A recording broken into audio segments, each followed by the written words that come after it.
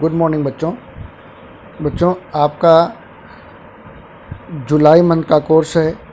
ये उपभोक्तावद की संस्कृति, ये जून में है। ये पाठ में ये इससे प्रश्न उत्तर नहीं पूछेंगे, केवल आपको पढ़ाना है। इसको बाद में पढ़ा दूंगा। वाक, तो जुलाई मंथ का कोर्स आपका है। पद्य का chapter number 10 Vakh, poetry chapter number 11 Savaiye, grammar chapter number 2 समास, कृतिका चैप्टर नंबर 1 जल प्रलय में, जिसको हम इसमें से मैं आपको वाक पढ़ा चुका हूँ। इस जल प्रलय में पढ़ा चुका हूँ। बच्चों आज हम पढ़ाएंगे सवये, पद्य का क्षेत्रित के पद्य का चैप्टर नंबर 11 सवये पढ़ाएंगे। आप उसको ध्यान से सुने। पढ़ाने से पहले मैं आपको पाठ 11 सवये के कवि के बारे में छोटा सा परिचय देना चाहता हूँ। जन्म 1548, मूल नाम सैयद इब्राहिम, मृत्यु 1628, रचनाएं सुजान, रसखान और प्रेम वाटिका। साहित्यिक विशेषताएं: कृष्ण भक्त को समर्पित, कृष्ण के मनोहर रूप, ब्रज की महिमा और कृष्ण की प्रेम लीलाएं। सवैया उनका प्रिय छंद है। जो इससे पहले आप पेज नंबर, यदि आपके पास बुक हो तो पेज नंबर 100 पर आएँ और ध्यान सुनिए। रसखान का जन्म 1548 में हुआ माना जाता है। उनका मूल नाम सैयद इब्राहिम था और वे दिल्ली के आसपास के रहने वाले थे। कृष्ण भक्ति ने उन्हें ऐसा मुग्ध कर दिया कि गोस्वामी विट्ठलनाथ से दीक्षा ली और ब्रजभूमि में जा बसे। सन 1628 के लगभग उनकी मृत्यु हुई। सुजान, रसखान और प्रेम वाटिका उनकी उपलब्ध कृतियां हैं। रसखान रचनावली के नाम से उनकी रचनाओं का संग्रह मिलता है।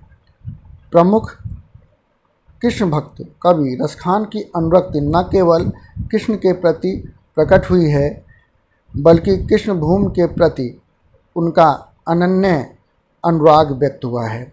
उनके काव्य में कृष्ण की रूप माधुरी, ब्रज महिमा, राधा कृष्ण की प्रेम लीलाओं का मनोहर वर्णन मिलता है। वे अपनी प्रेम की तन्मयता, भाव विहलता और आसक्ति के उल्लास के लिए जितने प्रसिद्ध हैं, उतने ही अपनी भाषा की मार्मिकता, शब्द चयन तथा व्यंजक शैली के लिए। उनके यहाँ ब्रज भाषा का अत्यंत सरस और मनोरम प्रयोग मिलता है, जिसमें जरा भी शब्दाडंबर नहीं है। यहाँ संकलित पहले और दूसरे सवये में कृष्ण और कृष्ण भूमि के प्रति कवि का अत्यंत समर्पण भाव व्यक्त हुआ है। तीसरे छंद में कृष्ण के रूप सौंदर्य के प्रति गोपियाँ की उस मुग्धता का चित्रण है, जिसमें वे स्वयं कृष्ण का रूप धारण कर लेना चाहती हैं। चौथे छंद में कृष्ण की मुरली की धुन और उनकी मुस्कान के अचूक प्रभाव तथा गोपियों की विवस्था का वर्णन है।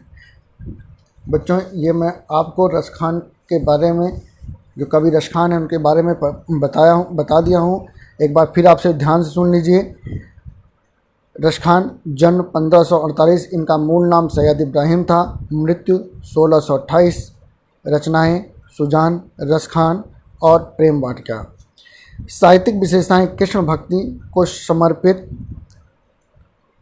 कृष्ण के मनोहर रूप, ब्रज की महिमा और कृष्ण की प्रेम लीलाएं। सवैया उनका प्रिय छंद है। बच्चों आज हम आपको पद नंबर 1 का भावार्थ बताएंगे, लेकिन भावार्थ बताने से पहले एक बार मैं उसका उच्चारण करूंगा, आपसे ध्यान से सुने। मानुष हो तो वही रसखानी, बसों ब्रज गोकुल गाँव के ग्वारन। मानुष हो तो वही रसखानी, बसों ब्रज गोकुल गाँव के ग्वारन। जो पशु हो तो कहा बस मेरो, चरो नित नंद की धेनु मझारन। पाहन हो तो वही गिरि को, पाहन हो तो वही गिरि को, जो कियो हरिछत पुरंदर धारन, जो कियो हरिछत पुरंदर धारन, जो खग हो तो बसेरो करो, जो खग हो तो बसेरो करो, मिली कालंदी कूल कदम की डारन। बच्चों, हमने पद नंबर 1 को पढ़ दिया है, आप उसे ध्यान से सुने होंगे। अब इसमें आए जो कठिन शब्द हैं, पहले मैं उसका एक बार कठिन शब्द का उच्चारण करूंगा, उसके बाद आपको कठिन शब्द का भावार्थ बताऊंगा, तब आपको इसका भावार्थ बताऊंगा, ताकि आपको आसानी से समझ में आ जाए। बच्चों, कठिन शब्द जो मैं आपको कठिन शब्द का जो मैं उच्चारण करने जा रहा हूँ, आपसे ध्यान से सुने, और ध्यान से सुनने के बाद उसे कापी में 2 या 3 बार लिखें। ग्वारन, क्या है? ग्वारन। बसाऊं, बसाऊं। मझारन, मझारन। पाहन, पाहन। छत्र, छत्र। पुरंदर, पुरंदर। कदम्ब, कदम्ब। कालिंदी, कालिंदी। आइए बच्चों, आपको हम कठिन शब्दों का अर्थ भी बता दें। आइए, बसों, बसों मतलब निवास करूं या निवास करना। ग्वारन, ग्वाले। मझारन, बीच में। पाहन, पत्थर। छत्र, छाता। छत्र का है, छत्र है छाता। छत्र का मतलब बेटा छाता। छत्र, छाता। पुरंदर, इंद्र। कालिंदी, यमुना।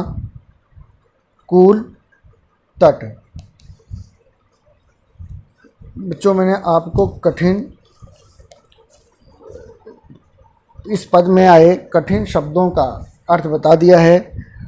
अब मैं आपको पद नंबर 1 का भावार्थ बताएंगे, तो अब ध्यान से सुने। मानुष हो तो वही रसखान, बसों ब्रज गोकुल गांव के ग्वारन। इस पद के माध्यम से कवि यह कहना चाहते हैं कि